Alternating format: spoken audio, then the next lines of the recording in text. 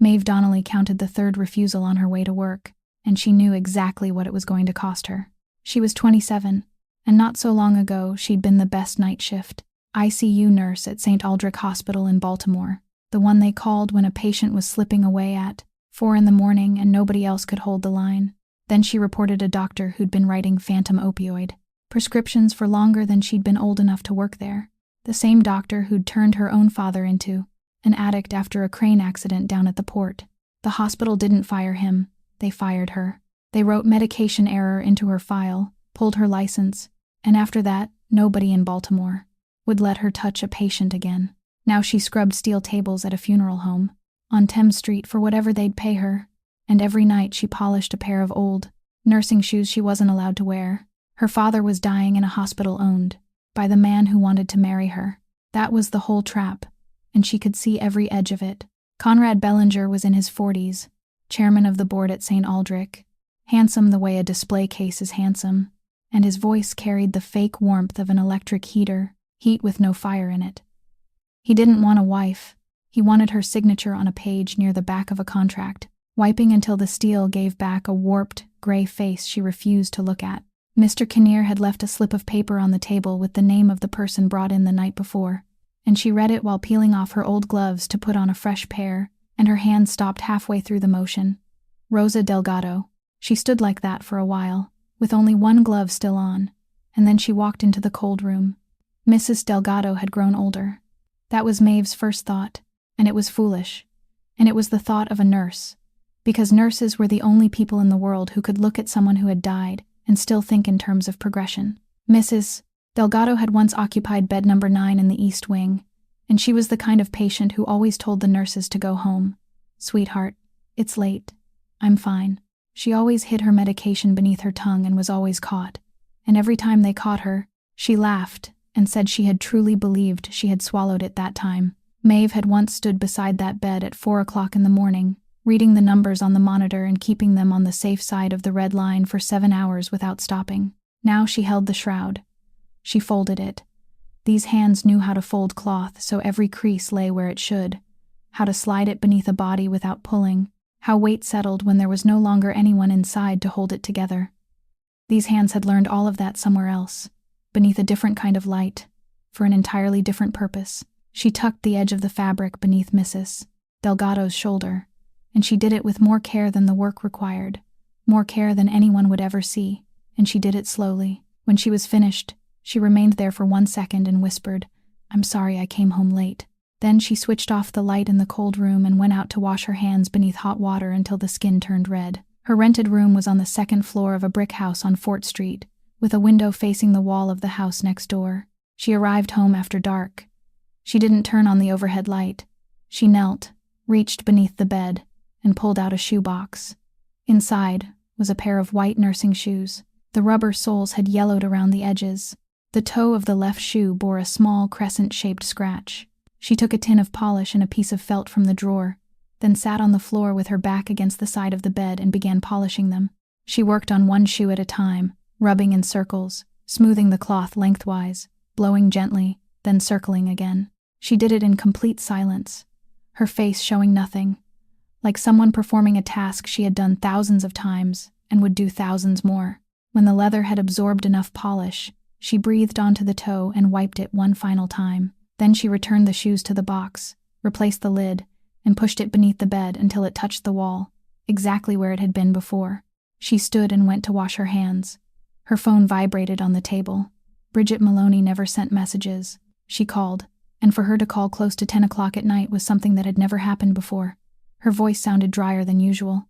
She told Maeve to come to the bakery early the next morning, before opening time, and to use the back door. Maeve asked what was wrong, and Bridget fell silent for a moment, the silence of a 71-year-old woman deciding how much she ought to say over the telephone. Then she said, "Someone wants to see you." Maeve asked who. Bridget said, "I don't know his name, but listen to me carefully. It isn't him." Then she ended the call. The next morning, she used the back entrance exactly as Bridget had instructed, but she never reached it. The woman was waiting at the mouth of the narrow alley beside the bakery, near the stacked flour bins, and she stood with the stillness of someone who had been there so long that she had lost all awareness of standing. She was around 50, wearing a cheap cloth coat buttoned all the way to her throat, her hair tied neatly back. There was nothing about her that would make a passerby turn for a second look. She said, "You're Maeve Donnelly." It wasn't a question. Maeve stopped, and for 1 second her eyes shifted toward the end of the alley, and the woman caught the glance. She said, "I haven't brought anything with me. You can stay right there and listen." Then she opened her bag very slowly, keeping both hands where Maeve could see them, and took out a photograph. She didn't offer it immediately. She held it against her chest for a moment. The image turned inward, as though she needed one final second before surrendering it to the light. Then she held it out. The photograph showed a young woman in blue nursing scrubs, her collar slightly crooked, laughing because someone outside the frame had just said something. Behind her stood the medication cabinets in the east wing. Maeve knew those cabinets. She even knew the crescent-shaped stain on the ceiling tile above them. And she knew that face. Her hand didn't rise to take the photograph. The woman said, "Cora Whelan. You remember her. Don't tell me you don't." Maeve remembered.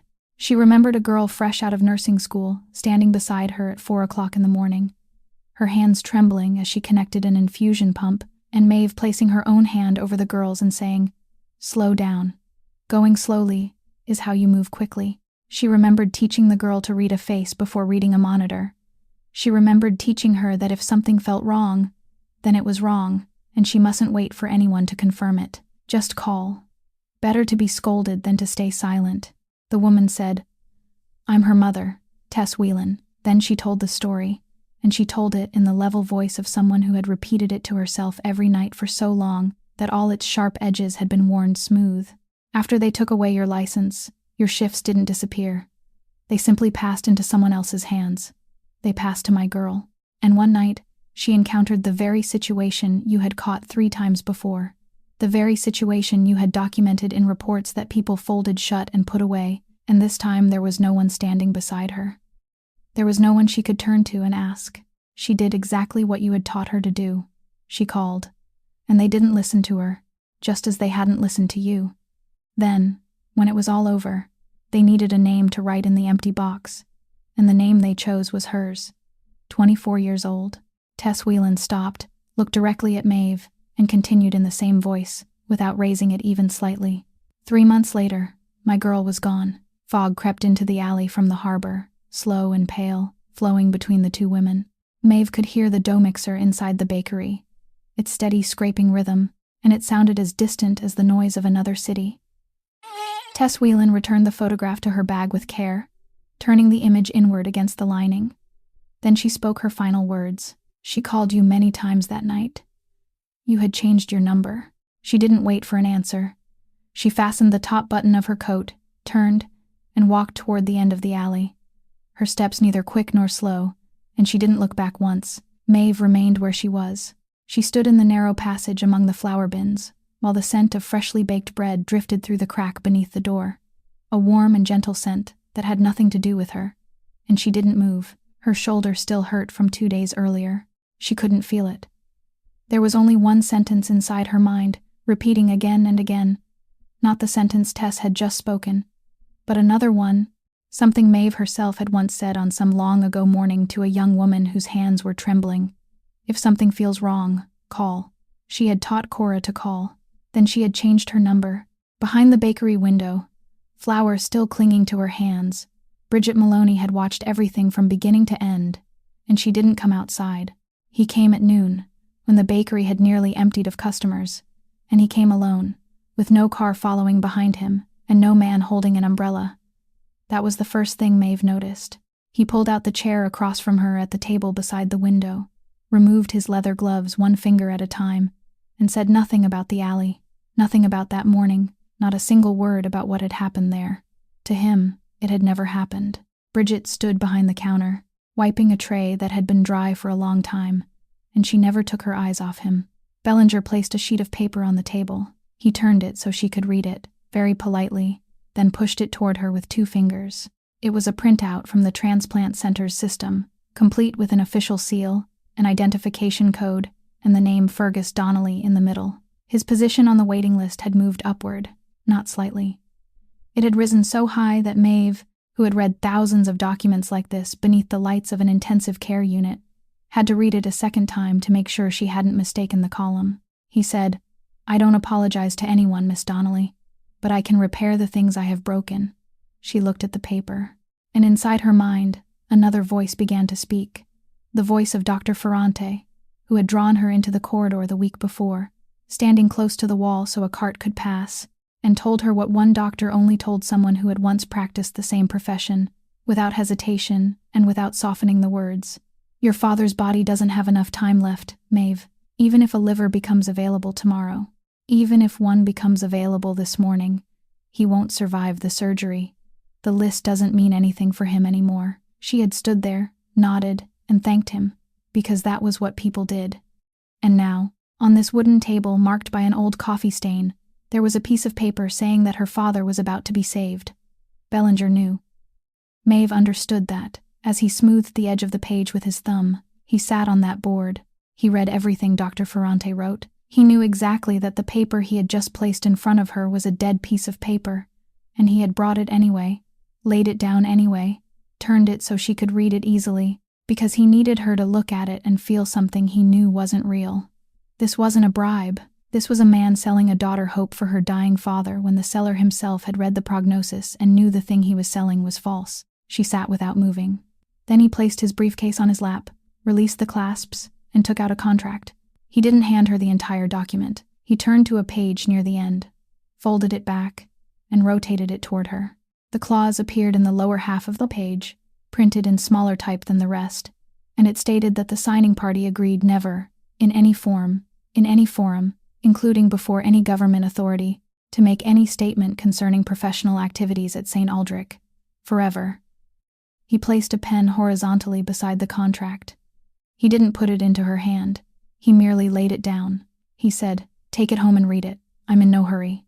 Then he stood, put his gloves back on, and stopped at the threshold. He turned halfway toward her and said those words. He said, "You know, you aren't the first person named Donnelly to sit before a document from my family." She raised her eyes. He was already smiling as he opened the door, and the bell above it gave a small chime, and he stepped outside into the fog. Maeve remained seated. 2 documents lay before her. One lied about life, the other demanded silence.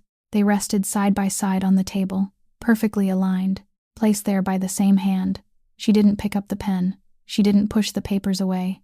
She simply sat there and stared at them for a very long time, until the coffee had gone completely cold, while Bridget still said nothing and continued wiping the tray that had been dry for a long time. That afternoon, August sent her a single line containing only the address of a warehouse and a time, with no further explanation, and when she arrived, she understood at once that he wanted her to see. It was a small office on the mezzanine level of the warehouse, its glass door overlooking the loading floor, and below, people continued working as usual. Forklifts kept moving, and no one looked up. There were 4 people in the room. August sat behind the desk. Niko Kovac stood beside the door with his arms folded across his chest, wearing the expression of an old man who had witnessed this scene so many times that he no longer wished to watch it again. A man around 50 stood in the middle of the room, his work jacket still stained with oil, his knit cap held between both hands. His name was Emil. On the desk before August lay an envelope and a stack of papers. No one raised his voice. No one touched anyone. That was what sent a colder shiver down Maeve's spine than anything she had endured in the alley the day before. August said, "You told them about the 4th shipment." Emil didn't deny it. He nodded. August asked, "How much?" Emil gave him a number, and his voice broke in the middle of it. August didn't ask why. He simply opened the stack of papers on the desk and turned it around. Maeve stood close enough to read the heading. It was an itemized hospital bill, thick and printed on both sides. The kind of August said, "Your wife is at Mercy. 4th month. The insurance stopped paying after the 2nd. Emil stood motionless. August continued, his voice still as even as though he were reading a shipping manifest. "I've paid it, all of it, the rest of her treatment as well. She'll remain there until the doctors discharge her, and afterward, someone will come to the house. That matter is finished. You don't have to worry about it anymore." No one in the room seemed to breathe. Emil opened his mouth, and nothing came out. Then he began to tremble, the trembling of a 50-year-old man who had held something inside himself for far too long, and he sank to his knees right there on the concrete floor, his knit cap falling from his hands. He didn't say thank you. He simply knelt there, August didn't look at him. He picked up the envelope and placed it near the edge of the desk, on Emil's side. He said, "There's travel money inside and a name in Norfolk. That person will help you find work, not at the docks." Then he spoke the final sentence, no louder than anything he had said before. "From Boston to Miami, no port will take you again. Not because I've forbidden it. Because people will ask, and they'll hear the answer. Go see your wife, Emil. She's waiting." Nico opened the door. Emil picked up his cap, rose with both hands braced against his knees, and walked out without looking at anyone. The sound of his footsteps descended the iron staircase one step at a time, growing slower until it disappeared beneath the noise of the forklifts. Maeve stood beside the glass for a long time afterward. Then she said, "You saved his wife and destroyed him with the same act." August gathered the papers, tapped their edges against the desk until they were straight, and placed them inside a drawer. He said, "She didn't betray me." Maeve turned to look at him. He remained seated, his hands resting on the desk, and in the light filtering through the dust-coated glass, there was nothing on his face. No triumph, no regret, nothing a person could grasp and use to judge him. She said, "He did it for her." August said, "I know. If he had done it for money, he wouldn't have walked out through the door." Then he stood, took his coat from the hook, and as he put it on, he added without looking at her, "No one here is abandoned because they don't have money. That is the only rule I have. But anyone who sells this place can't remain in this place. Both of those things are me, Miss Donnelly. You don't have to choose which one to believe." She looked down at the loading floor, where the men continued working, no one looking up, no one asking where Emil had gone, and she understood that they had known even before Emil entered that room.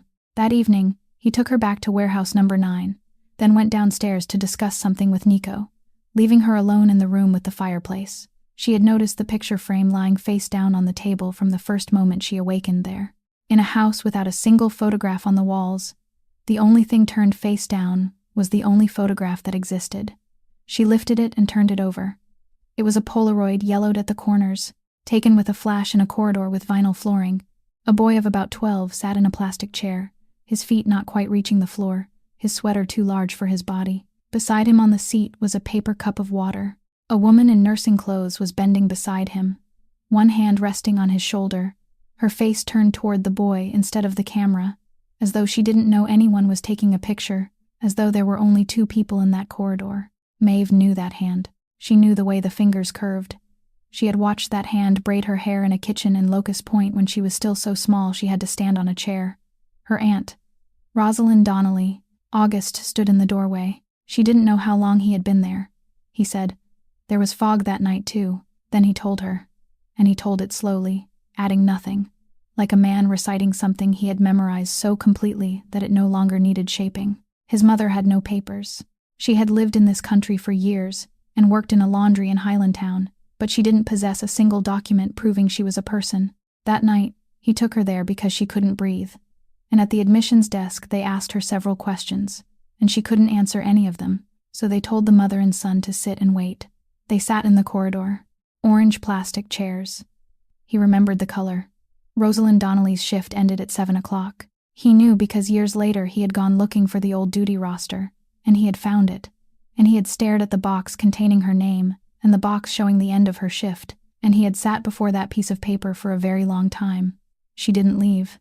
She walked past them, then stopped and asked the boy whether he was thirsty. Then she brought him a cup of water.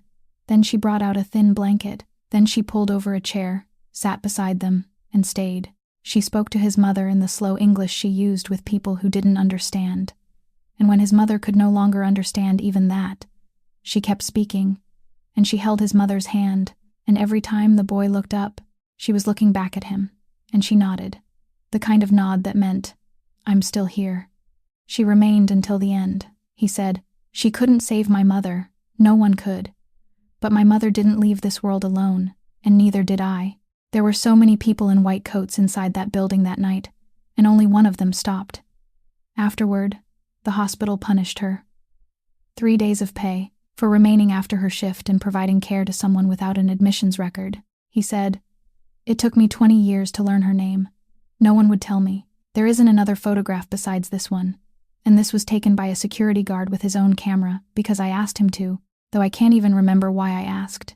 Maeve set the photograph down. She asked, "So how long have you been watching over me?" He said, 11 days. She looked up. He said, "I searched for her for 20 years. I found her name last week. I followed it, and it led me to you, and 3 days later I knew who you were, and 8 days after that I knew what Bellinger was doing to you. Had I found you sooner, you wouldn't have been lying in that alley. But I didn't find you sooner. That is the truth, and I don't intend to make it prettier than it is." Then he added, his voice lower, "I went to see Mrs. Maloney. She keeps one of your aunt's notebooks. I asked her for it. She looked me over from head to toe and told me there are some things that aren't meant for outsiders." Then she closed the door. After that, neither of them said anything more about the notebook, and neither of them said anything more about that corridor, and the room settled into the silence of two people who had just put down something too heavy and neither was ready to pick it up again. The fire crackled in the hearth. He reached for the glass of water on the table, and she saw it. The knuckles of his right hand, the two middle joints, the skin split and closed again in the way wounds close on people who do nothing for them, who rinse them once and leave them alone. It was several days old. It was exactly as old as the alley. She said, "Give me your hand." He said, "It's fine." She said, "Give me your hand," in the same voice she had once used at 4 o'clock in the morning with men twice her size. A voice that wasn't a command but a fact already decided. He held out his hand. She took warm water from the kettle, a clean cloth, and the small bottle of alcohol from the kitchen drawer. She placed his hand on the table, palm upward, and began. The moment her fingertips touched his wrist, he jerked his hand away. He didn't pull it back. He jerked it. Fast, clean, absolute. His whole arm drawing tight against his body, the muscles in his shoulder already locked before he could form a thought. It was the reflex of a body that had learned something a very long time ago and had never forgotten. Then he realized what he had done. She saw it pass across his face, that very brief moment, and he placed his hand back on the table, slowly and deliberately, like a man unlocking his own restraints. He said, "I'm sorry." She said nothing. She simply took his hand again and continued. Warm water ran over his knuckles. She wiped away the dry crust at the edges of the torn skin, then soaked one corner of the cloth with alcohol, and she said, "This will sting," and he didn't move at all when it did. His hand was heavy in hers. There were calluses at the base of his fingers, the kind that came from pulling rope and carrying cargo, the kind that didn't disappear even after a man had stopped doing such work many years ago. His hand was cold. Not with the cold of the weather. She worked in silence and didn't look up. And then she asked. She asked very softly, her eyes still on his fingers. "When was the last time someone touched you without intending to take something away?"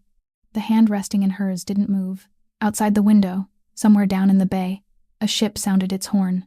One long note, then silence. The fire continued to crackle. She didn't press him.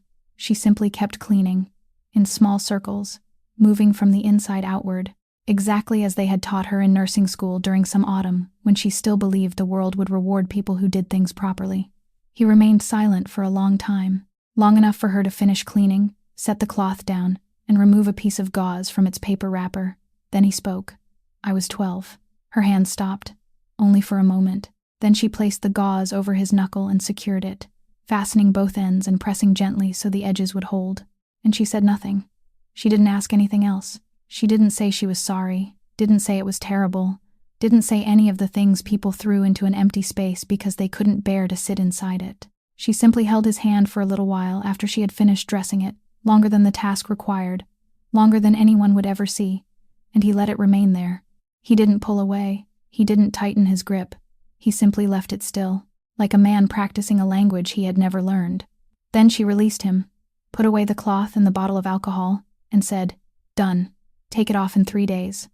He looked down at the white gauze on his hand for a long time, as though it were a strange object someone had forgotten there. He said, "Thank you," and from the way he spoke those 2 words, she understood that he wasn't accustomed to saying them either. The next morning, he did only one thing. He made a brief phone call and told the person on the other end that there was a container at berth number 7 whose paperwork needed to be inspected again, and that the inspection might take some time to complete. That was all. He didn't threaten anyone, didn't set a deadline, and didn't mention Bellinger's name even once. Then he hung up and finished his coffee. Maeve had thought she was about to witness something. She didn't understand that she had already seen it. On the first day, nothing happened. On the second day, the east wing of St. Aldrich ran out of small intravenous tubing, then sterile gauze, and then operating room number 2 had to postpone 2 procedures because there weren't enough sutures. On the third day, a construction company laying the foundation for the hospital's new building discovered that its shipment of steel was inside the container at berth number 7, and the company stopped work, and the penalties for falling behind schedule began accumulating by the day. On the afternoon of the third day, a small community bank in Highlandtown, the kind of bank no one on the St. Aldrich board could be bothered to remember by name, sent a letter reminding them that the loan guaranteeing the project contained a schedule provision, and that provision had just been violated. Maeve read the reports on her phone one by one, then looked up at the man sitting beside the fireplace, reading a book and doing nothing at all. She said, "Do you realize you've just made a hospital run out of gauze? There are people lying in there." He closed the book, keeping one finger between the pages, and said, "The warehouse in Dundalk has been open since this morning. Anyone who calls can take everything they need, free of charge, with no paperwork required." Dr. Ferrante called at 7 o'clock. "The patients aren't missing a single thing. The only thing missing is his name on the invoice." She sat down. She said, "Then why don't you just finish him?" She had meant to say it more softly, but it didn't come out softly. He looked at her for a moment, then said, "Because his lawyer isn't his man. His father left that lawyer behind. Men like that aren't loyal to anyone. They're loyal only to the box. The box contains records. If he doesn't call to confirm on a particular day each month, the box opens automatically. Everything inside goes straight out into the world." He paused. Then he said, "Your aunt's name is in it." Maeve didn't understand. She said, "What does my aunt have to do with any of this?" August didn't answer that question. He said, "If he dies, those records come into the light in his way, on his day, and no one will read them the way they deserve to be read. He has to live, and he has to walk into that place and speak for himself. That is the only way." She asked, "Are you going to tell me what is inside that box?" He said, "Yes, but not from my mouth." That evening, Bellinger called the television station. He didn't call as a man who had been rejected. He called as the chairman of the board of a hospital facing a shortage of supplies, and he said he had a duty to the community, that his heart was deeply troubled, and that he had hesitated for many days before deciding to speak. The report aired at 11 o'clock. On the screen was her old employee identification photograph, taken when she still wore her hair long, her 24-year-old face looking directly into the camera, with the trusting expression of someone who had just been accepted into the place she had always dreamed of working. Beneath it, a caption moved across the screen. "Former nurse stripped of her professional license, now believed to have connections to illegal activities in the Port District." The news anchor used exactly the voice people used for stories like this, a voice that sounded sorrowful and satisfied at the same time. The woman who owned the grocery store on Fort Street watched that report. The man who had once repaired her father's car watched it. The people who had stood beside her at St. Michael throughout her childhood watched it. The city where she had been born turned her into something else in the course of a single evening, and it didn't need evidence, and it didn't take more than 30 seconds. Bridget Maloney called Maeve to the bakery before it opened, and this time she wasn't standing behind the counter. She sat at the table beside the window, the same table where Bellinger had sat, and before her lay a leather-bound notebook worn at all 4 corners. She said, "Sit down, sweetheart." Then she pushed it across the table. She said, "I've kept this since your aunt died. I kept it to protect you. A man came and asked me for it, and I sent him away, and I thought I had done the right thing. Then the other day, I stood behind this glass and watched that woman speak to you out there, and I saw your face after she walked away." She stopped and wiped a trace of flour from a tabletop where there was no flour. Then she said, "Now I see it hasn't protected anything. All I did was leave you to bear it alone without knowing why. Take it." Maeve opened it that night, alone in the room with the fireplace. The handwriting was slanted and even, the kind produced by a generation taught penmanship beneath the thread of a ruler. The first pages were exactly what she had always heard about her aunt. Rosalind Donnelly wrote about night shifts, about names she didn't want to forget, about a man whom no one came to claim, and how she had remained beside him until morning. She wrote about confronting a doctor in front of the entire team and being summoned to human resources. And she wrote, "I don't regret it. I only regret that my hands were trembling." She wrote about a corridor, a woman without papers, and a boy sitting in an orange plastic chair, And she wrote, "I couldn't do anything. All I had was a cup of water. And what good is a cup of water?" And Maeve had to set the notebook down for a while. Rosalind wrote about losing 3 days of wages and said that those 3 days of pay were the cheapest price she had ever paid in her life. Maeve continued reading. She read the way a person drinks water after a long journey. Because this was proof. This was what she needed. This was the woman who had taught her that if something seemed wrong, she must call. Then she reached the pages near the end. The handwriting changed. It was still the same hand, but the letters had become smaller and tighter, like someone writing without wanting the paper itself to hear. Rosalind wrote about the day they summoned her. Not to human resources, to another office, on another floor, with carpeting. Walter Bellinger sat there, and he was very polite, and he had read everything she had written about that doctor, about those prescriptions, about the names connected to them. He told her that he understood. Then he placed another piece of paper on the desk. It was Fergus Donnelly's hospital bill.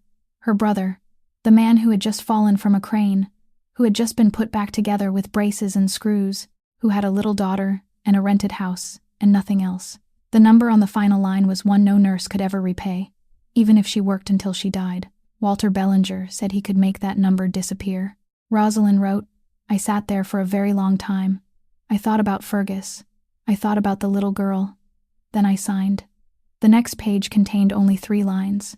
She wrote, "He is still there. I know he is still there. Every time I pass that wing, I look at the door to his office and wonder, who is it today?" Maeve sat perfectly still, because she understood, not little by little, but all at once, like shattered glass suddenly forming a single image. That doctor had remained. He had remained because no one was speaking anymore. He had remained for all the years that followed, long enough that one day, a harbor welder with an aching back came and sat in the chair before him, and that welder was Fergus Donnelly. Her aunt had paid her brother's hospital bill by leaving in place the very thing that would eventually come for him, taking him piece by piece over all those years, until he could no longer speak his daughter's name correctly. She had saved him, and with that very same act, she had destroyed him. August read it afterward. He stood beside the table rather than sitting, and he read slowly, one page and then another. When he reached the page about the carpeted office and the paper, he stopped for a very long time. He said nothing. He closed the notebook, placed it on the table, and smoothed the cover once with his palm. Then he took his coat from the hook, opened the door, and walked outside. It was raining. He didn't put the coat on. He simply stood there in the warehouse yard beneath the rain, his back turned toward the house, and he remained that way for a very long time. She remained seated with the notebook after he went outside, while the rain struck the warehouse's metal roof in a steady language without pause. She had thought she was finished reading. She had intended to close it and never open it again. But her hand turned one more page, because her hands had learned long ago that she must always look all the way to the end, even when she already knew the outcome, especially when she already knew the outcome. After those 3 lines, the notebook held several blank pages, and then, near the end, there was one final entry. The handwriting had changed completely. It was no longer evenly slanted. It trembled and wandered, the letters crawling over one another, the writing of a hand that no longer obeyed the person it belonged to. It had been written during the final months, when Rosalind had been confined to bed, when Maeve was still a little girl who often sat at the edge of that bed and asked why people became sick. Rosalind wrote, "I am not asking to be forgiven. I am not asking anyone. I did what I did, and I know what I did, and I have lived with it long enough to understand that there are some things a person can never give back. A person can only leave something behind." Then she wrote, "The little girl is always asking questions. She asks the questions the adults in this house stopped asking a long time ago. The other day she asked me why that nurse stayed silent when the doctor said something wrong, and I couldn't answer her. I only told her that if she sees something wrong, she must speak, not wait for anyone's permission, not wait until she is certain, just speak. I have told her that so many times that she knows it by heart now. She repeats it exactly as I say it, and she even says it to her little brother." And the final line, written larger than all the others, written by a hand using everything it had left, said, "I taught the little girl how to speak. If I wasn't brave enough, may she be." Maeve sat motionless for a very long time. She understood it more slowly than she wanted to, because it was the kind of truth a person had to allow to enter on its own. Her aunt had signed a piece of paper to purchase her brother's life. Then she had spent what remained of her own life creating something that paper couldn't buy. She couldn't undo what she had done. She couldn't stand anymore. Couldn't speak anymore. Couldn't return to that carpeted office. So she did the only thing she still could. She sat at the edge of a bed with a little girl and taught her to speak. She taught the child how to say the very thing she herself had failed to say. One afternoon at a time, one question at a time. Through all the final years of her life, she placed inside that child the very part of herself she had sold away. Everything that had brought Maeve to this place. The night she stood in the conference room and spoke that name aloud. The night she lost everything. All of it had begun at the edge of a bed in Locust Point, with the voice of a dying woman repaying a debt in the only way still available to her. Rosalind Donnelly hadn't been brave enough, so she raised someone who was. Then the final piece fell into place, and it fell with such cold certainty that Maeve had to place her hand flat against the table. The words he had spoken at the doorway. "You aren't the first person named Donnelly to sit before a document from my family." He knew. He had known from the beginning. He hadn't seen her on the street and wanted her. He had read his father's records. He had seen the Donnelly name there. He had seen that signature. And when that same name appeared for the second time in his life, inside a conference room and attached to an accusation, he hadn't panicked. He had recognized it. To him, this had never been a conquest. It had never been about a man wanting a woman. This was a document coming due. His family had purchased her family's silence once before, at a table in a carpeted office, and in his mind that transaction had never ended. It had merely expired. He hadn't come to the bakery with the contract and the pen to begin anything. He had come to renew it. She drove up there in the morning, a journey of more than 2 hours. And throughout those 2 hours she thought about only one sentence her aunt had written, the one about the little girl repeating the lesson to her younger brother. The prison stood in the middle of a flat field with nothing to look at.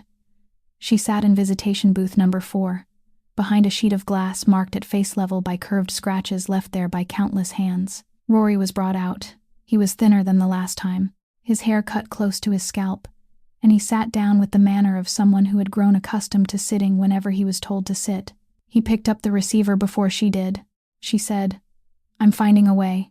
I have someone helping me. I think I can get your case reopened." Rory looked at her through the glass, and he said nothing for a long time. Then he said, "Don't reopen it." She said she didn't understand. He said, "I really did it." She heard the words, but they couldn't enter her. She said, "What did you say?" Rory said, "I did it, Maeve. Not the way they wrote it in the case file. They wrote it badly. They made me sound like some kind of dealer. I wasn't. But the part about me selling was true. I really did sell." She sat motionless. Her hand still held the receiver against her ear, and through it she could hear him breathing, steady and without trembling. He continued, speaking in a voice she had never heard from him before, the voice of someone who had arranged everything long ago and was merely reading it back. He said, "When they fired you, I was 17. I sat in the kitchen and listened to you talking to people on the phone. You said you wouldn't take it back. I heard you repeat that sentence all evening. Then the next day, you went to work at the funeral home. Then Dad's hospital bills came. Then they came again. Do you remember the month they shut off our electricity? You said it was something wrong with the meter. It wasn't the meter." She opened her mouth. He continued without allowing her to interrupt. He said, "I don't blame you. Listen to me carefully. I have never blamed you. You did the right thing. That is true, and no one can take it away from you. But doing the right thing comes with a bill, Maeve. It always comes with a bill. It is just that the person who does the right thing isn't always the one who receives it." He stopped. Then he said those words, and he said them very softly, almost tenderly, and that was the worst part. He said, "You did the right thing. I paid the bill for it. That is how our family works. Aunt Rosalind did the same, didn't she? Whenever someone stands upright, someone else has to bend down somewhere else." Maeve didn't ask how he knew about their aunt. She didn't ask anything. She sat there behind the glass and looked at her younger brother, the little boy who used to fall asleep against her shoulder on the Light Street bus, the little boy to whom she had repeated the very words their aunt had repeated to her, and she understood that he had listened. He had listened to all of it. He had simply applied it to a different calculation. She said, "I'm sorry." Rory shook his head. He said, "Don't. If you apologize, then everything I did was for nothing." Then he said, "Time's up, Maeve." The guard stepped forward behind him. Rory stood, and she stood too quickly, knocking her chair backward, and she placed her hand against the glass. She did it without thinking, the way people reach out when someone is about to fall. Her hand rested there against the cold glass, her fingers spread wide, directly over the curved scratches. Rory looked at it. He looked at his sister's hand for a very long time, long enough that the guard had to touch his elbow. Then he placed the receiver neatly back in its cradle and turned away. He didn't place his hand against hers. She stood there with her palm pressed to the glass until the door on the other side had closed, and only the hum of the fluorescent lights remained inside the booth, and her hand stayed exactly where it was, slowly warming the glass, alone. Nico called close to midnight and said only 3 words, "A vehicle's coming," then hung up. August rose from his chair before Maeve could even ask, and he didn't run. He merely moved a little faster than usual, and that alone told her everything. Ostrander had found them. August spoke the name as he took the keys, with nothing in his voice, then added that no one found this place by asking questions. They found it because someone had shown them where to look. They went down through the door in the warehouse yard, descending a narrow concrete staircase, and beneath it lay the basement of an old cold storage facility, a place abandoned for so long that even the city maps had forgotten it. The cooling system had been shut down many winters ago, but the cold remained inside the walls, a damp cold that smelled of metal and standing water. The ceiling was low, pipes ran overhead, dripping 1 drop at a time, unevenly, striking the floor with scattered clicking sounds in the darkness. The air was so thick that her lungs had to work to draw it in. Only 2 lights still burned, far apart, and between them lay stretches of darkness her eyes couldn't penetrate. August walked ahead, holding her hand in one of his, moving almost without sound, knowing where every step was without needing to look.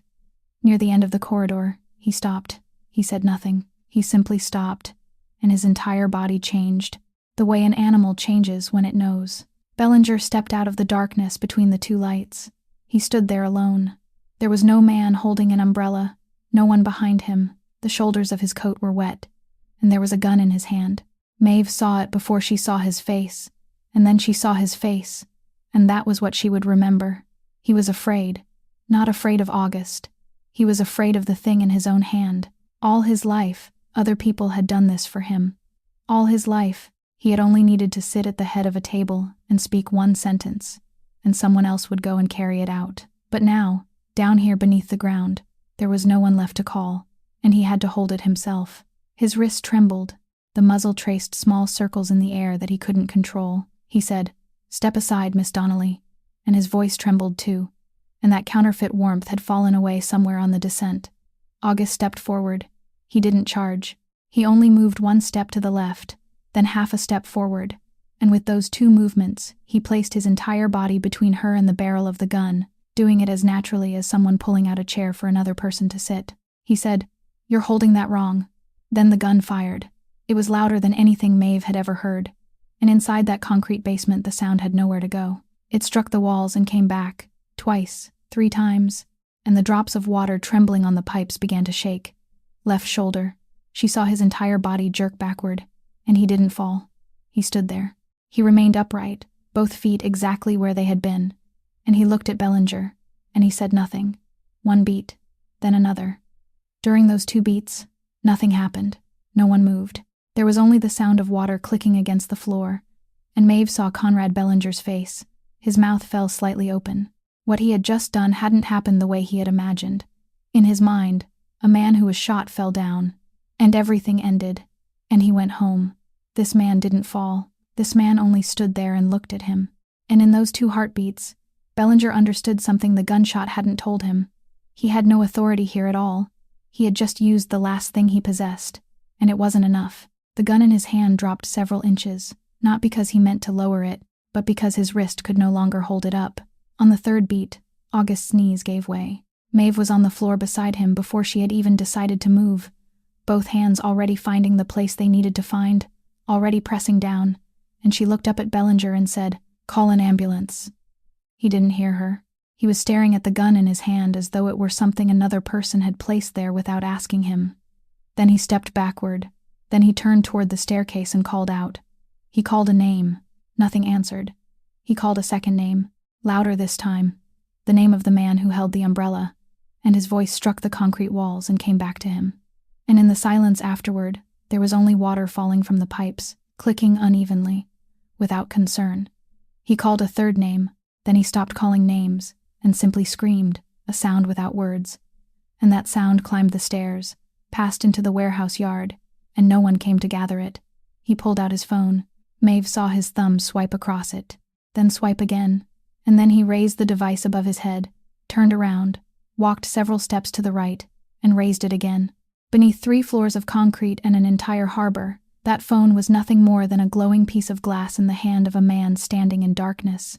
He ran up the stairs. She heard his shoes striking the concrete steps, heard the metal door slam against the wall, then silence, then the sound of keys, then a dry mechanical click, then another, then another. His car wouldn't start. It sat right there, expensive and polished, and it wouldn't start, and no one had done anything to it. No one had touched it. It simply wouldn't start. Then she heard his footsteps coming back down several stairs, stopping, then climbing again, then stopping once more. That man was standing in the middle of a warehouse yard at midnight with no idea where to go. And what he understood there, alone in the fog, was something August hadn't needed to tell him. His men hadn't fled when they heard the gunshot.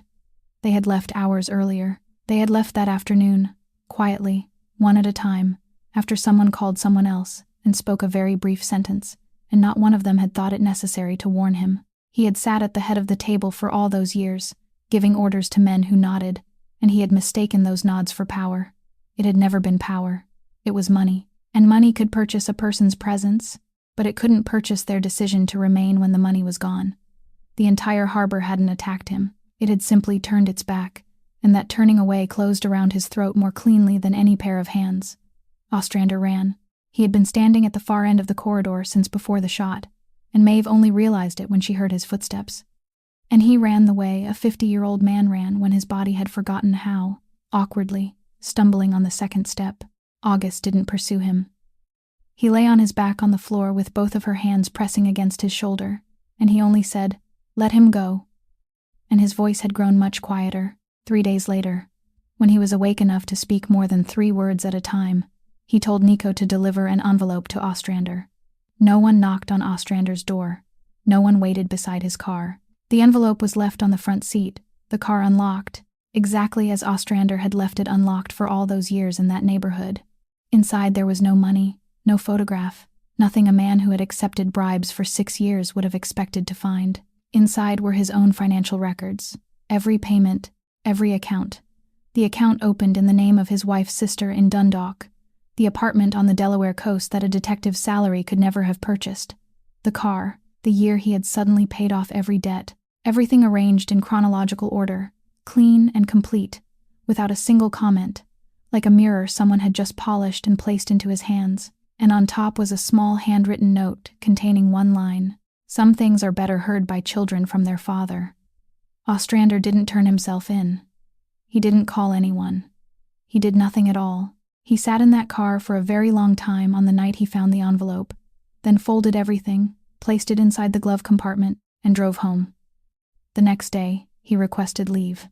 Then he requested more, and when Conrad Bellinger called, he didn't answer, and when Conrad Bellinger called a 4th time, a 5th time, a 9th time, he still didn't answer. That was everything he did. He simply stopped.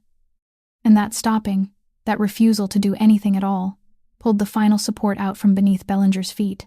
The man who had possessed everything suddenly stood alone in a city where every door remained open, every street remained lit, and no one could be bothered to turn and look at him anymore.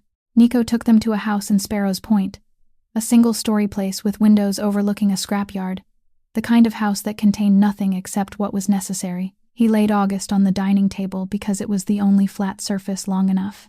Then he made a phone call. He spoke briefly in Croatian, and when he hung up, his face had changed. He said, "He's getting into the car now. 3 hours. From Philadelphia." Maeve looked at the pool spreading beneath August's shoulder across the wooden tabletop and said, "Blood doesn't know where Philadelphia is. He'll arrive and there won't be anyone left to examine." Nico said, "We can't take him to a hospital." She said, "I know." Then she went to the chair, opened the cloth bag she always carried, and pulled out a flat blue plastic case. It was old. The edges were scratched. She had carried it every day for the past 3 years, through the funeral home, through the bus rides along Light Street, even through the alley behind the laundromat, and during all those 3 years, she hadn't opened it once. She had never thrown it away either. She opened it now. She said to Nico, "Boiling water, clean towels, bring that desk lamp over here, and everything containing alcohol in this house." Then she washed her hands up to the elbows, put on gloves, and the moment her fingers closed around the forceps, her hands stopped trembling. They stopped completely, without the slightest trace of movement, like a machine being connected to power again after lying forgotten in storage for years. She worked beneath that desk lamp for nearly an hour. She didn't operate. She applied pressure, packed the wound, found the source of the bleeding to hold it tight, managed what she could, and left untouched what mustn't be disturbed. She raised his legs, kept him warm, inserted an intravenous line into the back of his hand on the first attempt, and watched the fluid begin to drip. She counted his pulse with her fingers instead of a machine because there was no machine in that house, and she counted it again every few minutes, and the number fell, then stopped, then remained steady, and only when it remained steady did she allow herself to breathe out.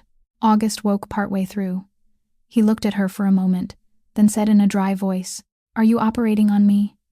Without looking up, she said, "I'm not operating on you. I'm keeping you alive until your body heals itself. That is what a nurse does." He was silent for a while. Then he said, "I can get your license back. 2 phone calls. You could return to work tomorrow morning." She placed the forceps on the tray. The sound of metal touching metal rang through the silent kitchen. She said, "Don't." He asked, "Why?" She said, "Because if you buy it, it becomes yours. Then for the rest of my life, every time I stand beside a bed, I'll know I'm standing there because of you. I don't want that. I want them to give it back. The people who took it from me, in front of everyone who believed them." He looked at her for a long time. Then he said, "All right." And he said nothing more, and she picked up the forceps and continued working. Dawn slowly appeared beyond the window, a smeared gray light spreading across the piles of scrap metal. Only when she was completely finished, when his pulse had become steady, the fluid bag had drained halfway, and Nico had finally sat down and covered his face with both hands, did Maeve remember that she was cold. Her coat was in the next room, draped over the back of a chair, though she couldn't remember when she had left it there. She went to retrieve it, still wearing her gloves. Her phone was in the pocket. The screen lit when she touched it. 11 missed calls. Every one of them came from a St. Aldrich Hospital number. The first was at 2:41 in the morning. The last was at 3:20. Between them was a voicemail she didn't need to hear, because beneath it was already a written message, sent by a nurse she had never met, brief and kind in the way people were taught such messages should be. Mr. Fergus Donnelly passed away at 3:14 in the morning. He went peacefully in his sleep. "We are deeply sorry." 3:14. She stood there and calculated, because that was the first thing her mind did. The mind trained to compare times on every piece of paper. At 3:14 in the morning, both of her hands had been pressing down on the bleeding chest of another man, 15 minutes away by car, and she hadn't heard anything, 11 times in a row. She didn't cry.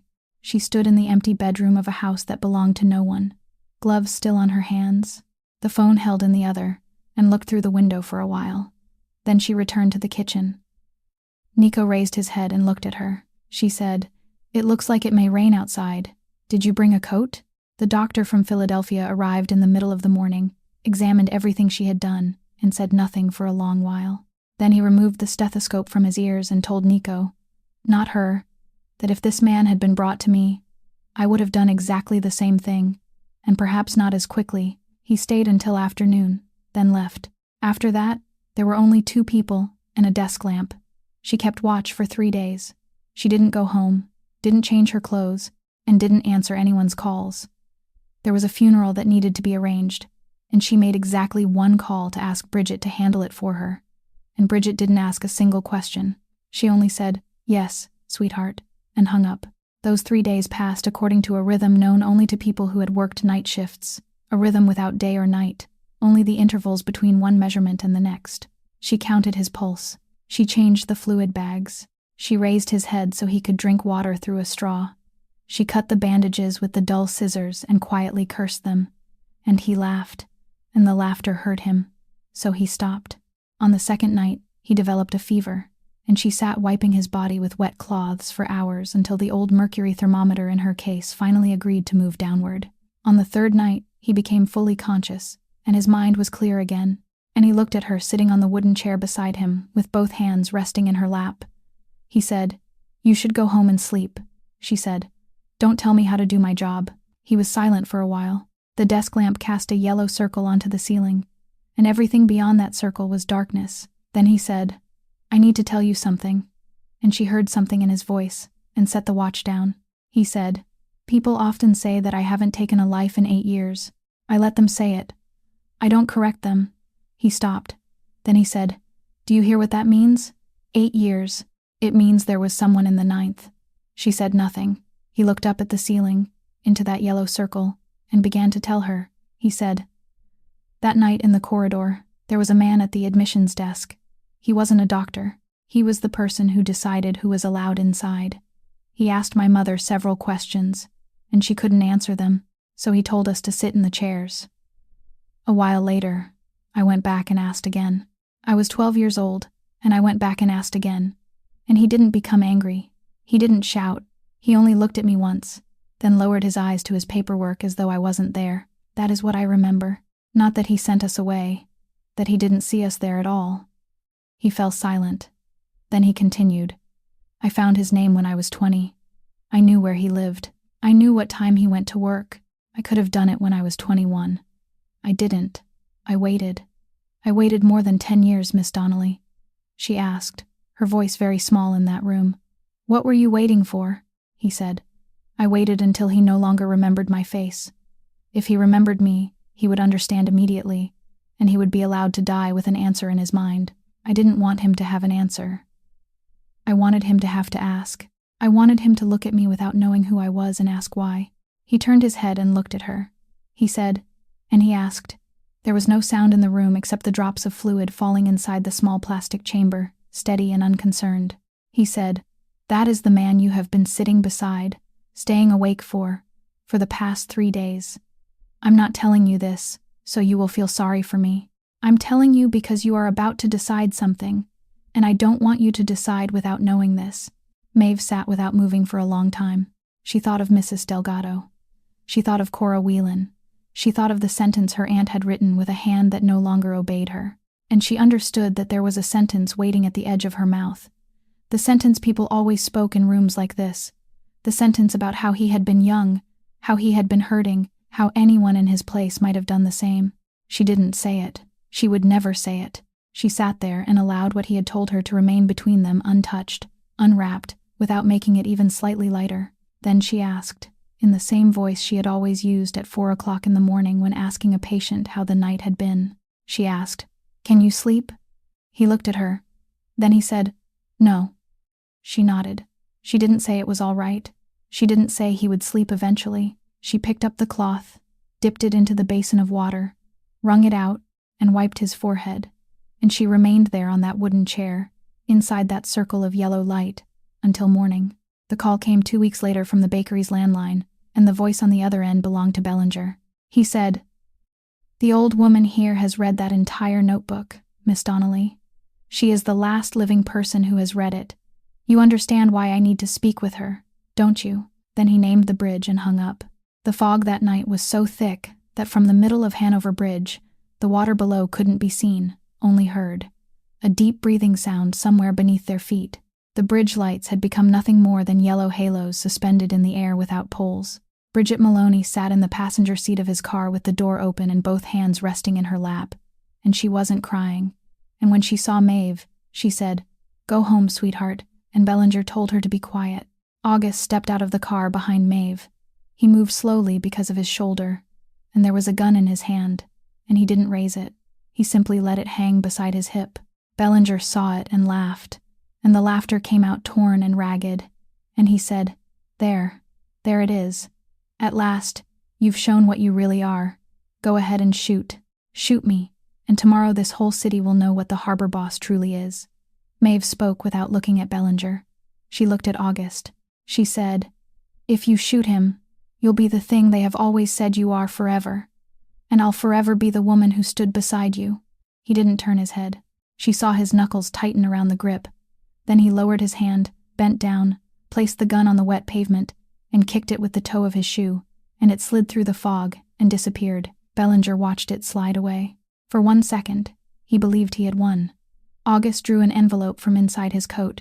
He said, 2 paths. The first, at 8 o'clock tomorrow morning, you walk into the federal office on Lombard alone, and you tell them everything. About your father, about the carpeted office, about the doctor your family kept in place, about the prescription you forged and put into her hands. You will go to prison, and you will go as the man who came forward on his own.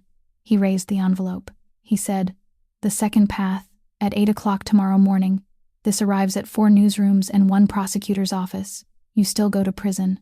The only difference is that you go as the son who bought a starving nurse outright with her brother's hospital bill. Your name will appear beneath your father's name in every article, forever. Bellinger stood motionless. Then something inside him came loose. He sank down, not sitting but collapsing, both knees striking the wet bridge, and he began to cry, and there wasn't a trace of remorse in the sound. It was the crying of a man who had opened his wallet and found it empty for the first time in his life. He cried because he had nothing left, not because of anything he had done. Maeve was no longer looking at him. She was watching Bridget. The old woman had risen from the seat and taken 2 steps toward her, and she lifted one hand to the center of her chest and said, I'm feeling a little tired, sweetheart. Then she sank down onto the bridge, her body losing strength, but Maeve reached her and caught her before she could hit the hard ground. She checked her. Then she laced her hands together and began. She pressed, counted, both hands in the proper place, elbows straight, her entire body bearing down in the rhythm she had performed thousands of times beneath the lights of an intensive care unit. And she did it correctly. She did it perfectly. She did it better than anyone else on that bridge could have done. The fog wrapped itself around her. Somewhere very far away, an ambulance siren sounded, and it didn't come any closer. She continued. She said, Mrs. Maloney, stay here with me. She said, Can you hear me? She counted. She pressed. Time passed, and she didn't know how much.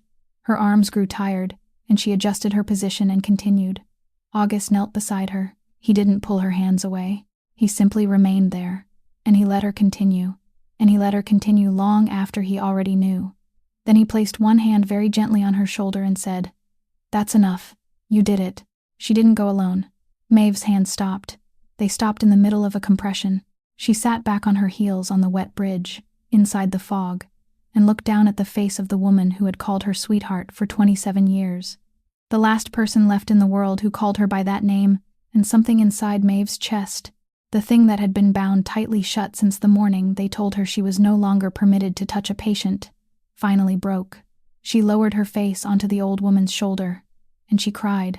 She cried for the first and only time, without making a sound, her entire body trembling, both hands still resting on Bridget's chest, while the fog closed around them, and August Kovac knelt beside her in silence and didn't say another word. 4 months later, the Maryland State Health Board convened in room number 3, a room with gray carpeting and 7 chairs arranged in an arc, and Maeve Donnelly stood alone before that arc. No lawyer sat beside her. No one had called ahead on anyone's behalf. On the table before her were only 3 things: a leather-bound notebook worn at all 4 corners, a sworn statement signed by a former detective named Hal Ostrander, who had finally walked into that office of his own accord and told them everything, and her own voice. She wore the only dark suit she owned, and on her feet was a pair of white nursing shoes, the rubber soles yellowed around the edges, the left toe marked by a small crescent-shaped scratch, polished so brightly that the ceiling lights rested across them in a gleaming streak. No one in the room looked down. No one in the room knew. The person seated in the center asked whether she had anything she wished to say, and Maeve stood straight and said, The last time you asked whether I had anything to say, I spoke. You didn't listen. Today, I haven't come to ask you for anything. I have come so that you will listen. Then she spoke for 40 minutes without trembling once, and she read the lines her aunt had written with a hand that no longer obeyed her, and she spoke the name Cora Whelan, and she said it slowly and clearly so no one in that room could pretend they had misheard. The board deliberated for 20 minutes. Her professional license was restored in full, without conditions, effective immediately. No one apologized to her. The person in the center closed the file and thanked her for coming, and that was all. Rory Donnelly's case was reopened that summer. When Maeve turned toward the door, She saw a cheap cloth coat in the last row of seats, and the woman wearing it was rising to leave. Maeve followed her into the hallway. Tess Whelan stopped but didn't turn fully around. She said, "I don't forgive you. Don't think I came here to do that." Then she said, "But I came to listen." Maeve stood there, about to say something, but the older woman spoke first. She said, "The black car parked outside your building. Did you notice it?" Maeve said she had. Tess Whelan said, "I sat inside it for 3 weeks. That week marked the anniversary of my girl's death. I had put off doing it for 3 years, and I told myself that this year I would. And every morning I sat in that car and watched you come through the door with that cloth bag over your shoulder, and every morning I thought, tomorrow." She fell silent for a moment. Then she said, "In the end, I couldn't do it. I sat there and couldn't do it, and I hated myself for that almost as much as I hated you." Then she spoke her final words, and she said them very quietly.